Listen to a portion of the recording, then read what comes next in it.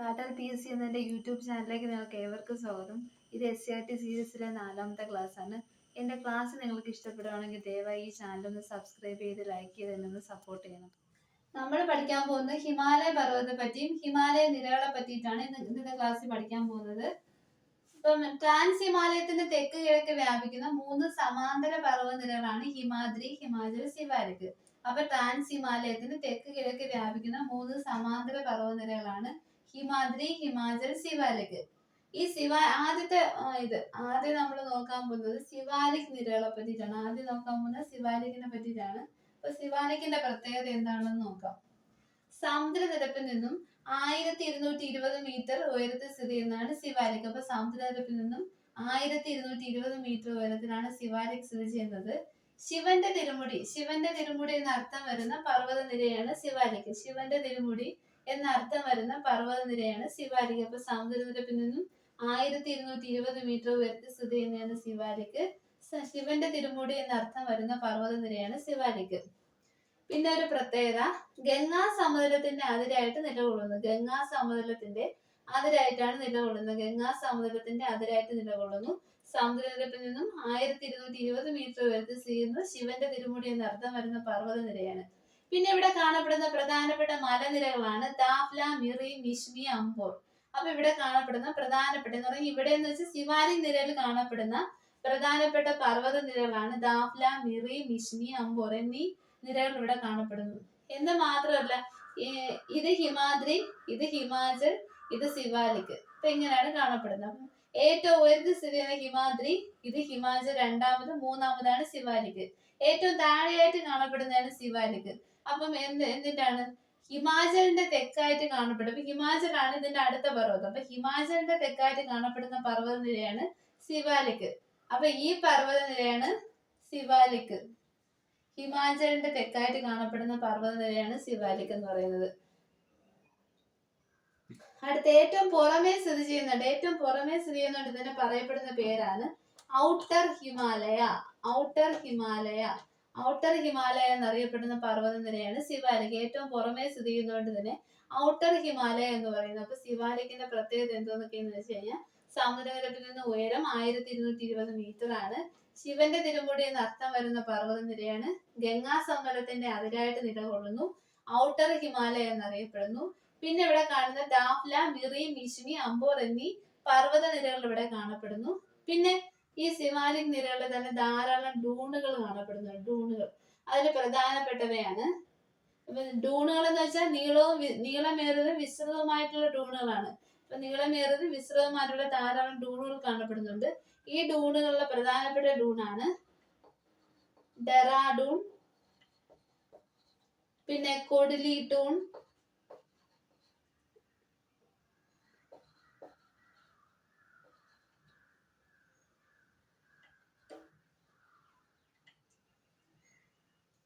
ഡെറാഡൂൺ,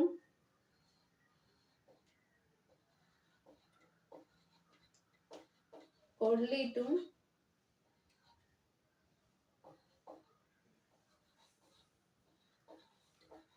പഡ്ലിറ്റൂൺ എന്നിവ. അപ്പൊ ഇങ്ങനെ 3 തരം ഡൂണുകൾ കാണപ്പെടുന്നു. ഡെറാഡൂൺ, കൊഡ്ലിറ്റൂൺ, പഡ്ലിറ്റൂൺ എന്നീ 3 ഡൂണുകൾ കാണപ്പെടുന്നു. ഹിമാലയത്തിന്റെ തെക്കായിട്ട് സ്ഥിതി ചെയ്യുന്നു. പിന്നെ ഡെറാഡൂൺ, കൊഡ്ലിറ്റൂൺ, പഡ്ലിറ്റൂൺ എന്നീ ഡൂണുകൾ കാണപ്പെടുന്നു. ഡൂണുകൾ എന്ന് പറഞ്ഞാൽ നീളമേറിയത് വിസ്തൃതമായിട്ടുള്ളതാണ് ഡൂണുകൾ എന്ന് പറഞ്ഞു കഴിഞ്ഞാൽ. അപ്പൊ ഇത്രയാണ് സിവാലിക് നിരകൾ പ്രധാനമായിട്ടും പറയാനുള്ളത്. പിന്നെ ഒന്നും കൂടി പറയാനുണ്ട് ഇതിന്റെ വീതി എന്ന് വെച്ച് കഴിഞ്ഞാൽ എത്രയാണ്? ഇത് SCRT ബുക്കിൽ കാണപ്പെടുന്നത് മാത്രമാണ് ഞാൻ പറയുന്നത്. 60 to 150 ആണ്. 60 to 150 ആണ്. 150 കിലോമീറ്റർ ആണ് ഇതിന്റെ വീതി. 60 to 150 കിലോമീറ്റർ ആണ് ഇതിന്റെ വീതി. അടുത്ത് പറയാൻ പോകുന്നത് ഹിമാചലിനെ പറ്റിയിട്ടാണ്. ഹിമാചലിനെ പറ്റി പറയുകയാണെങ്കിൽ സിവാലിക്കിന്റെ വടക്കായിട്ടാണ് ഹിമാചൽ കാണപ്പെടുന്നത്. അപ്പം സിവാലിക് കാണപ്പെടുന്ന ഹിമാചലിന്റെ തെക്കായിട്ടാണ് സിവാലിക് കാണപ്പെടുന്നത്. അപ്പം സ്വാഭാവികമായിട്ടും സിവാലിക്കിന്റെ വടക്കായിട്ടാണ് ഹിമാചൽ കാണപ്പെടുന്നത്. അപ്പൊ ഹിമാചലിനെ പറ്റിയിട്ടാണ് ഇത്. ഹിമാചലിന്റെ വീതി എന്ന് പറഞ്ഞാൽ 60 to 80 കിലോമീറ്റർ ആണ്. 60 to 80 കിലോമീറ്റർ. അത് ഉയരം കൂടുന്തോറും വീതി കുറഞ്ഞുകൊണ്ടിരിക്കും. അപ്പം 60 to 80 കിലോമീറ്റർ ആണ്. പിന്നെ സിവാലിക്കിന്റെ വീതി 60 to 150 ആണ്. 60 to 150 ആണ്. എന്നാൽ ഹിമാചലിൻ്റെതാണെങ്കിൽ 60 to 80 കിലോമീറ്റർ ആണ്. 80 കിലോമീറ്റർ ആണ്. പിന്നെ ഇവിടെ സിവാലിക്കിന്റെ വടക്കായിട്ട് സമുദ്രനിരപ്പിൽ നിന്നും 3500 മുതൽ 4500 വരെ ശരാശരി ഉയരമുള്ള പർവ്വതനിരയാണ് ഹിമാചൽ. ഇപ്പൊ ഒരു ശരാശരി ഉയരം എന്ന് പറയുന്നതാണ് 3000 മീറ്റർ എന്ന് പറയുന്നത്. ശരാശരി ഉയരം എന്നാണ് 3000 മീറ്റർ എന്ന് നമ്മൾ പറയുന്നത്. പക്ഷെ സിവാലിക്കിന്റെ വടക്കായി, ഇപ്പൊ സിവാലിക്കിന്റെ വടക്കായിട്ട് സമുദ്രനിരപ്പിൽ നിന്നും പിന്നെ എത്രയാണ് 3500 മുതൽ 3500 ടു 4500 വരെ ശരാശരി ഉയരം വരാവുന്ന പർവ്വതനിരയാണ് ഹിമാചൽ എന്ന് പറയുന്നത്. ശരാശരി ഉയരം വരാവുന്ന പർവ്വതനിരയാണ് എന്തോന്ന് ഈ ഹിമാചൽ എന്ന് പറയുന്നത്. പിന്നെ ഇവിടുത്തെ പ്രത്യേകത സുഖവാസ കേന്ദ്രങ്ങൾക്ക് പ്രസിദ്ധമായ പർവ്വതം. ഹിമാചൽ പ്രദേശിൽ തന്നെ ധാരാളം സുഖവാസ കേന്ദ്രങ്ങൾ നമുക്കറിയാം. അപ്പം എന്തോന്നാണ് ഹിമാചൽ പ്രദേശിൽ ധാരാളം സുഖവാസ കേന്ദ്രങ്ങൾ കൊണ്ട് വളരെ തണുപ്പ് കൂടിയ ഒരു സ്ഥലമാണ് ഹിമാചൽ പ്രദേശ് എന്ന് പറയുമ്പോൾ. അങ്ങനെയാണ് ഹിമാചൽ. അപ്പൊ ഹിമാചലിന് സുഖവാസ കേന്ദ്രങ്ങൾക്ക് പ്രസിദ്ധമായ ഒരു സ്ഥലം. അതുപോലെ തന്നെ ഹിമാചൽ പ്രദേശിന് ഒരു പ്രത്യേകതയുണ്ട്. ഇന്ത്യയുടെ ആപ്പിൾ സംസ്ഥാനം, ഇന്ത്യയുടെ പഴക്കൂട എന്നൊക്കെ അറിയപ്പെടുന്ന ഇന്ത്യയിലെ ഒരു സംസ്ഥാനമാണ്. അത് ഇന്ത്യയുടെ വടക്കുള്ള സംസ്ഥാനം കൂടിയാണ് എന്തോന്ന് നമ്മുടെ ഹിമാചൽ പ്രദേശ്. അപ്പം ഈ ഹിമാചലിലാണ് ഹിമാചൽ പ്രദേശ് എന്ന് പറയുന്ന സംസ്ഥാനവും സ്ഥിതി ചെയ്യുന്നത്. അപ്പം സമുദ്രനിരപ്പിൽ നിന്നും 3500 മുതൽ 4500 വരെ ശരാശരി ഉയരമുള്ള പർവ്വതനിര. പക്ഷെ നമ്മൾ സാധാരണയായിട്ട് പറയുന്ന ഉയരം 3000 മീറ്റർ, സമുദ്രനിരപ്പിൽ നിന്ന് 3000 മീറ്റർ ഉയരമുള്ള പർവ്വതനിര എന്നാണ് ഹിമാചലിനെ പറയുന്നത്. ഇവിടെ കാണപ്പെടുന്ന പ്രധാന സുഖവാസ കേന്ദ്രങ്ങളാണ് കുളു, മണാലി, കശ്മീർ. കുളു, മണാലി, കശ്മീർ എന്ന് പറയുന്നത് ഈ ഹിമാചലിൽ കാണപ്പെടുന്ന പ്രധാന സുഖവാസ കേന്ദ്രങ്ങളാണ്. കുളുവിന് പ്രത്യേകതയുണ്ട്. കുളു എന്ന് പറയുന്ന ഈ സുഖവാസ കേന്ദ്രത്തിന്റെ പ്രത്യേകത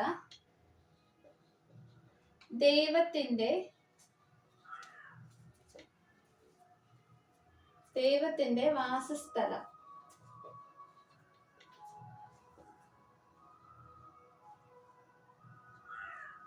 ദൈവത്തിന്റെ വാസസ്ഥലമല്ല, ദൈവത്തിന്റെ താഴ്വര. ദൈവത്തിന്റെ താഴ്വര എന്നാണ് ഇതിനെ പറയുന്നത്. ദൈവത്തിന്റെ താഴ്വര, ദൈവത്തിന്റെ വാസസ്ഥലമല്ല, ദൈവത്തിന്റെ താഴ്വര എന്നറിയപ്പെടുന്ന ഇതാണ് കുളു. മണാലി എന്ന് പറഞ്ഞ മണാലി മനുവിന്റെ വാസസ്ഥലം. മണാലി എന്ന് പറഞ്ഞ മനുവിന്റെ വാസസ്ഥലം. അടുത്ത കാശ്മീർ എന്ന് പറഞ്ഞാൽ എന്താണ്? സഞ്ചാരികളുടെ പറുദീസ.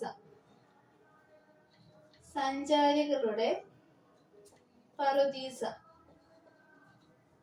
അപ്പം എന്തൊക്കെയാണ് പ്രത്യേകത? കുളു, മണാലി, കശ്മീർ അതാണ് ഹിമാചലിൽ കാണപ്പെടുന്ന പ്രധാനപ്പെട്ട സുഖവാസ കേന്ദ്രങ്ങൾ. കുളു ദൈവത്തിന്റെ താഴ്വര, മണാലി മനുവിന്റെ വാസസ്ഥലം, കാശ്മീർ സഞ്ചാരികളുടെ പറുദീസ. അപ്പം കുളു ദൈവത്തിന്റെ താഴ്വര, മണാലി മനുവിന്റെ വാസസ്ഥലം, കാശ്മീർ സഞ്ചാരികളുടെ പറുദീസ. നമ്മൾക്ക് കാശ്മീരിൽ പോകാനൊക്കെ ഭയങ്കര ഇഷ്ടമല്ല. അപ്പം കാശ്മീർ എന്തോന്നാണ്?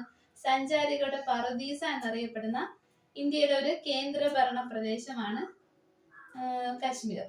ഹിമാചലിനെ പറ്റി വേറെ ഒന്ന് കാര്യം കൂടി പറയാനുള്ളത്, Manikaran glacier great Himalayan national park സ്ഥിതി ചെയ്യുന്ന ഹിമാചലിലാണ്.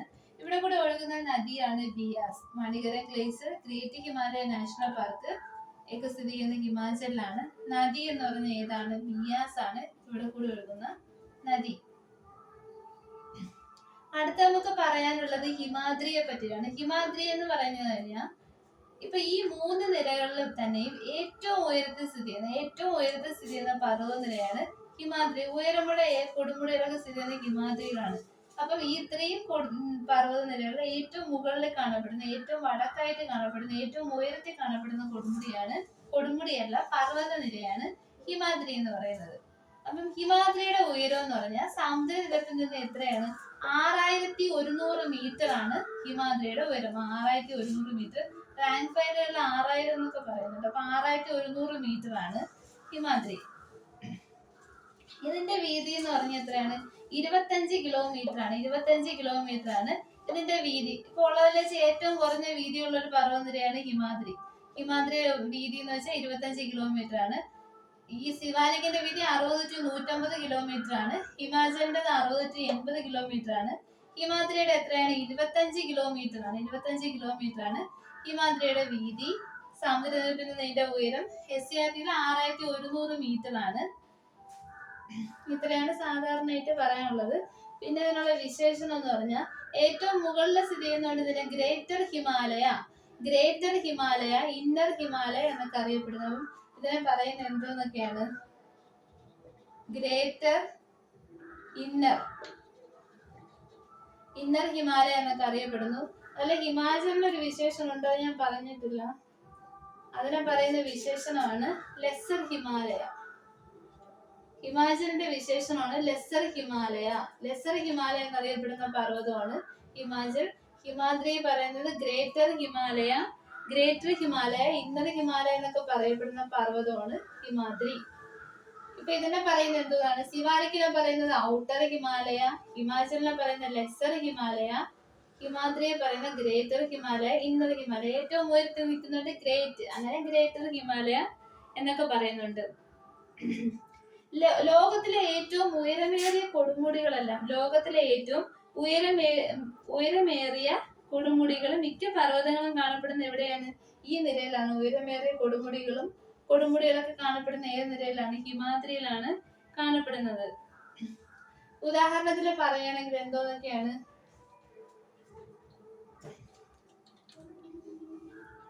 നംഗപർവ്വതം, നംഗപർവ്വതം, പിന്നെ കാഞ്ചൻജംഗ, നന്ദാദേവി, എവറസ്റ്റ്. ഇത്രയും സ്ഥിതി ചെയ്യുന്നത് എവിടെയാണ്? ഇത്രയും സ്ഥിതി ചെയ്യുന്നത് ഹിമാദ്രിയിലാണ്. ഇത്രയും സ്ഥിതി ചെയ്യുന്നത് ഹിമാദ്രിയിലാണ്. ഇത്രയും സ്ഥിതി ചെയ്യുന്നത്. അപ്പം നംഗപർവ്വതം, നന്ദാദേവി, കാഞ്ചൻജംഗ, എവറസ്റ്റ്. ഇത്രയും സ്ഥിതി ചെയ്യുന്നത് എവിടെയാണ്? ഹിമാദ്രിയിലാണ്. ഇത്രയും സ്ഥിതി ചെയ്യുന്നത് ഹിമാദ്രിയിലാണ്. ഇത്രയും സ്ഥിതി ചെയ്യുന്നത്. അപ്പൊ സമുദ്രനിരപ്പിൽ നിന്ന് ഇതിന്റെ ഉയരം എത്രയാണ്? 6100 മീറ്റർ ആണ്. 6100 മീറ്റർ ആണ്. ഇതിന്റെ വീതി എന്ന് പറഞ്ഞാൽ 25 കിലോമീറ്റർ ആണ് ഇതിന്റെ വീതി. ലോകത്തിലെ ഉയരമേറിയ കൊടുമുടികളെല്ലാം കാണപ്പെടുന്നത് ഇവിടെ ഹിമാദ്രിയിലാണ്. നംഗപർവ്വതം, കാഞ്ചൻജംഗ, നന്ദാദേവി, എവറസ്റ്റ്. കൊടുമുടി എന്നും പറയും, പർവ്വതനിര എന്നും പറയും. സ്ഥിതി എവിടെയാണ്? ഹിമാദ്രിയിലാണ് കാണപ്പെടുന്നത്. പിന്നെ എന്താണ്? ഹിമാലയത്തിന്റെ നമുക്ക് മനുഷ്യന്മാരൊക്കെ നട്ടെല്ലെന്ന് പറയില്ല. അപ്പം ഹിമാലയം എന്ന് പറയുന്ന ഒരു വലിയ പർവ്വതത്തിന്റെ നട്ടെല്ലെന്ന് പറയുന്ന നിരയാണ് ഹിമാദ്രി. ഹിമാലയം എന്ന് പറഞ്ഞ വലിയ പർവ്വതത്തിന്റെ നട്ടെല്ലെന്ന് പറയുന്ന പർവ്വത നിരയാണ് എന്തോന്ന്? ഈ ഹിമാദ്രി. ഹിമാദ്രിയെ പറയുന്ന ഒരു വിശേഷണം എന്ന് പറഞ്ഞാൽ എന്തോന്നാണ്? ഹിമാലയത്തിന്റെ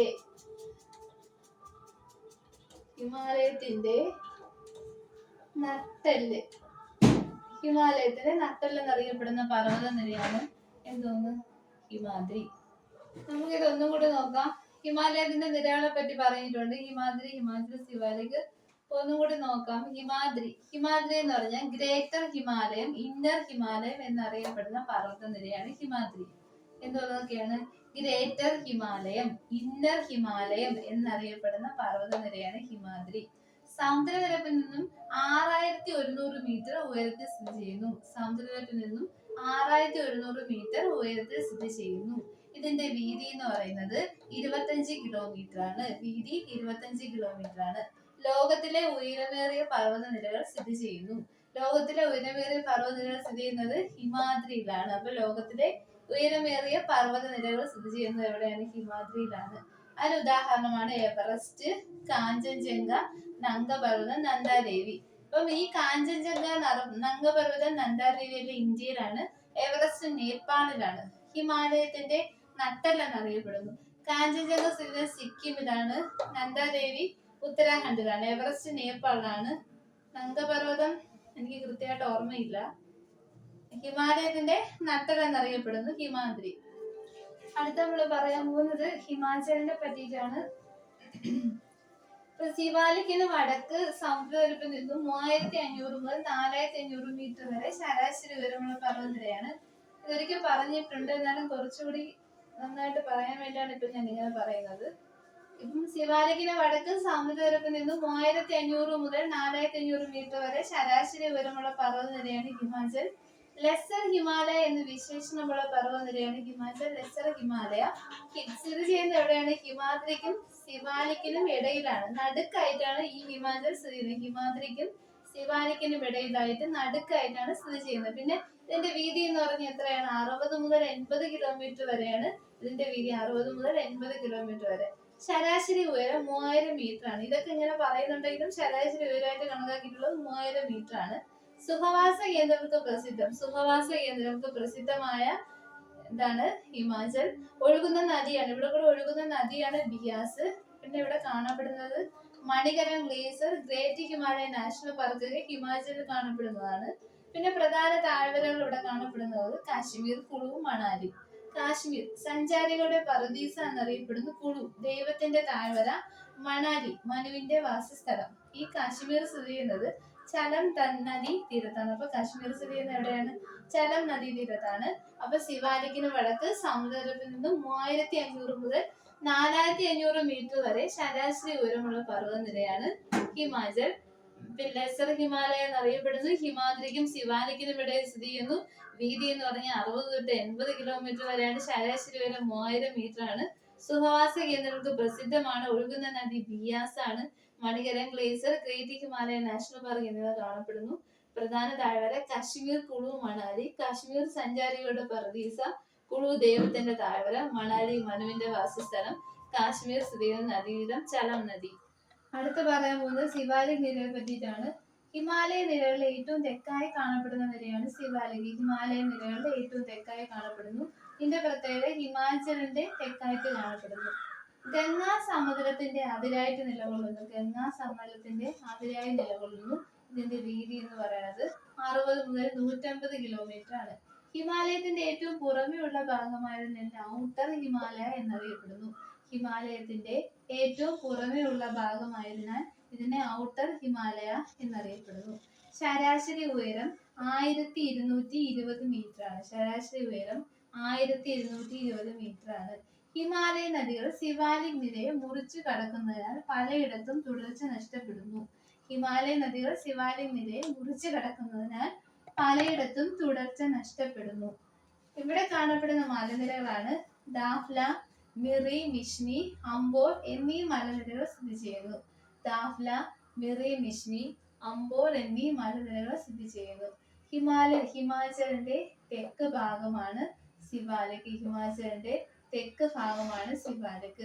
നീളമേറിയതും വിസ്തൃതവുമായ ഡൂണുകൾ കാണപ്പെടുന്ന നിരയാണ് ശിവാലിക്. നീളമേറിയതും വിസ്തൃതവുമായ ഡൂണുകൾ കാണപ്പെടുന്ന നിരയാണ് ശിവാലിക്. പ്രധാനപ്പെട്ട ഡൂണാണ് ഡെറാഡൂൺ, കൊഡ്ലിറ്റൂൺ, പല്ലിറ്റൂൺ. ഇതിൽ ഏറ്റവും വലിയ ഡൂണാണ് ഡെറാഡൂൺ. ഇവിടെ കാണപ്പെടുന്ന വൃക്ഷമാണ് സാൽമരം. ഇതിന് പ്രധാനപ്പെട്ടതായിട്ട് പറയാനുള്ളത് SCERT 9ാം ക്ലാസ്സിലെ ടെക്സ്റ്റ് ബുക്കിലുള്ള കാര്യങ്ങളാണ് ഞാനിപ്പോ ഇവിടെ പറഞ്ഞിട്ടുള്ളത്. അതില് കാണപ്പെടുന്നത് ഇതിപ്പോ ശിവാലിക്, ഹിമാചൽ, ഹിമാദ്രിയെ പറ്റി കൂടുതലായിട്ടും കാര്യങ്ങളുണ്ട്. പക്ഷെ ടെക്സ്റ്റ് ബുക്കിലുള്ള കാര്യങ്ങൾ മാത്രമേ ഞാൻ ഇവിടെ പറഞ്ഞിട്ടുള്ളൂ. കൂടുതൽ കാര്യങ്ങൾ മുന്നോട്ട് പോകുമ്പോൾ പഠിക്കും. അപ്പോൾ തൽക്കാലം ഇത്രയും മതി. ഇത്രയും കാര്യങ്ങളാണ് ഞാനിവിടെ പറയുന്നത്.